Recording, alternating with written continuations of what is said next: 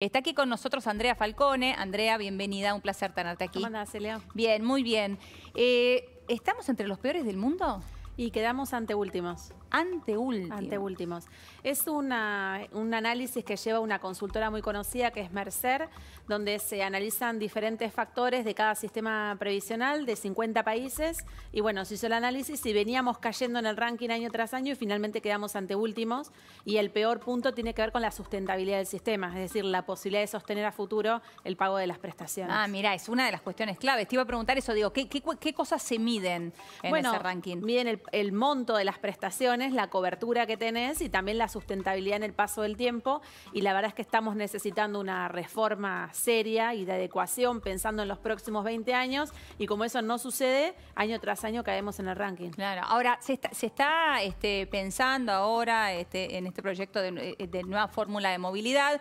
Como todos sabemos, durante todo este año los aumentos se dieron por decreto. No tenemos fórmula de movilidad en este momento, pero se está pensando ya en una para el año próximo. ¿Cómo la ves vos? Porque no están planteando allí el índice de inflación. No, exactamente. No va a estar atada a la inflación. Sí está previsto un bono extraordinario para el caso de las jubilaciones pierdan mucho poder adquisitivo. Seguramente ese bono va a estar reservado para las jubilaciones más bajas, pero lo importante a tener en cuenta es esto que vos marcás, no va a haber una relación con la inflación, o sea, la relación va a estar atada a la variación de salarios y en menor medida a la recaudación impositiva en materia de seguridad social que tenga la ANSES. Pero no es el índice ideal es el que teníamos hasta ahora en curso, que era variación de salarios y variación de precios, que es lo que se usa en general en el mundo. Y cualquier reforma de adecuación en ese sentido, en el mundo se está buscando, sí privilegiando a los sectores que menos tienen, eso se está haciendo, claro, pero no afectando la generalidad como pasó este año con la suspensión de la ley de movilidad. Claro, esa generalidad de la cual hablábamos, que la intención también era achatar de alguna forma la pirámide. Si hablamos, ya que hablábamos de este ranking, ¿no? Cuando uno ve a los que están en las primeras posiciones mundiales en cuanto a su sistema previsional, ¿qué tienen a diferencia o qué tienen a copiar que sería ideal para hacer en la Argentina en algún momento que hay que hacer un cambio, te diría, estructural en nuestro sistema previsional? Bueno, ningún país del G20, ningún país que tenga un sistema sustentable tiene más del 10 o 15% de informalidad laboral. Nosotros estamos siempre rondando entre el 35 como piso y hemos llegado hasta arriba del 50%. Entonces, ningún país del mundo que tenga... Y no solo te digo por la informalidad laboral, sino la informalidad económica. Nosotros tenemos la mitad de la economía sumergida, ¿no? Es un submarino que va por abajo del agua y eso significa menos recaudación de impuestos. Y no nos olvidemos que el ANSES se nutre de aportes y contribuciones de los trabajadores, pero también se nutre de impuestos, del IVA, impuestos a las ganancias. Todo eso también en alguna proporción va a parar al ANSES. Claro, o sea que lo primero es eso, es los que tienen un buen sistema previsional tienen una economía en su mayoría en blanco.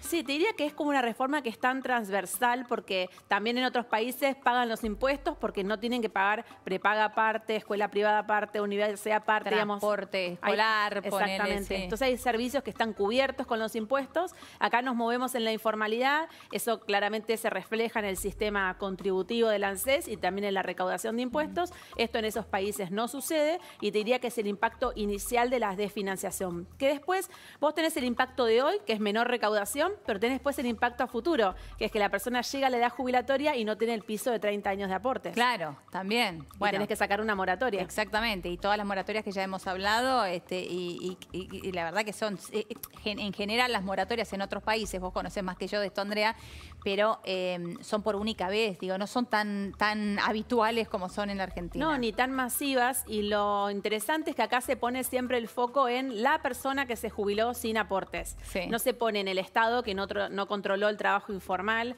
no se pone en el empleador que no pagó los aportes, se pone en la persona.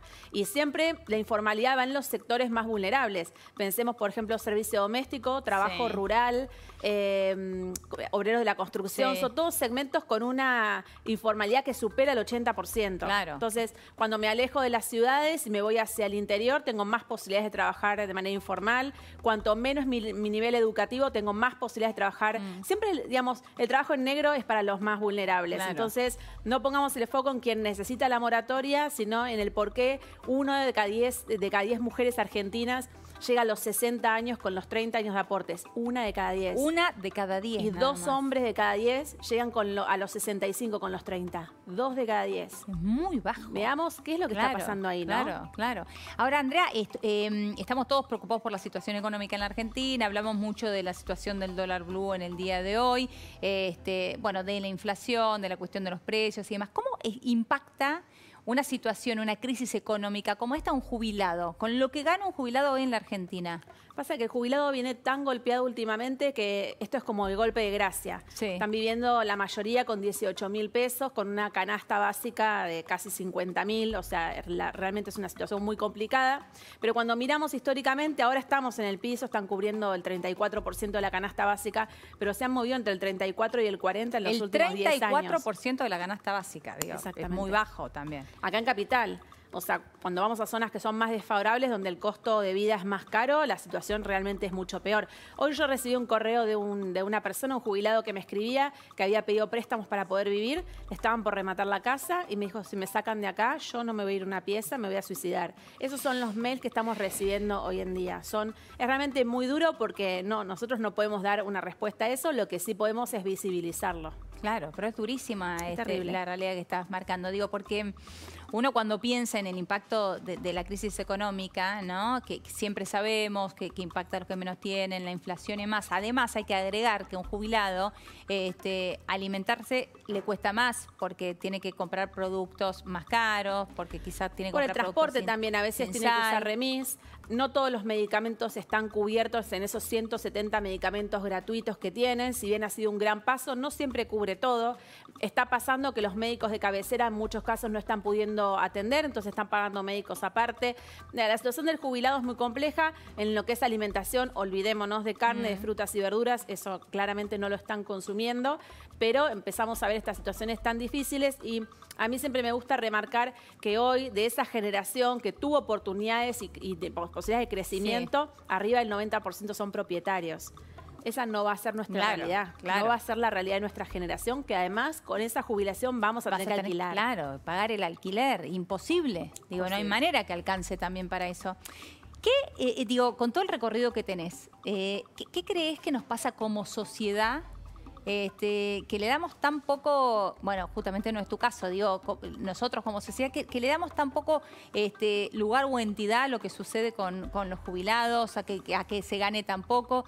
Si en definitiva todos nos vamos a jubilar, todos vamos a ser jubilados en algún momento. Llega el Mundial y nos va muy mal en la eliminatoria y vamos a repechaje, estamos esperando que venga Maradona y lo arregle como jugador o como director técnico. Esos somos los argentinos. Estamos esperando una solución mágica en los últimos 5 minutos. Entonces, no pienso en mi jubilación cuando tengo 40, ni cuando tengo 50, ni cuando tengo 60. Y cuando llego a los 64 y medio, llamo a la abogada a ver qué es lo que puedo hacer. Y tengo 5 años de aportes o destrocé mis últimos 10 años, entonces voy a cobrar una jubilación mínima. Y te juro que te dicen, hace un milagro. Y yo milagros no hago. Entonces, no pensemos seguro, cuando tenga 65 voy a tener una renta, voy a alquilar departamentos, seguro que tengo ahorros, porque el 90% de los argentinos vive de su jubilación. Entonces, pensemos que está ese escenario y preveamos con tiempo. Tomémonos las cosas en serio. Gracias, Andrea. Un placer como siempre. Momento de pausa en PM. Quédate ahí, ya venimos.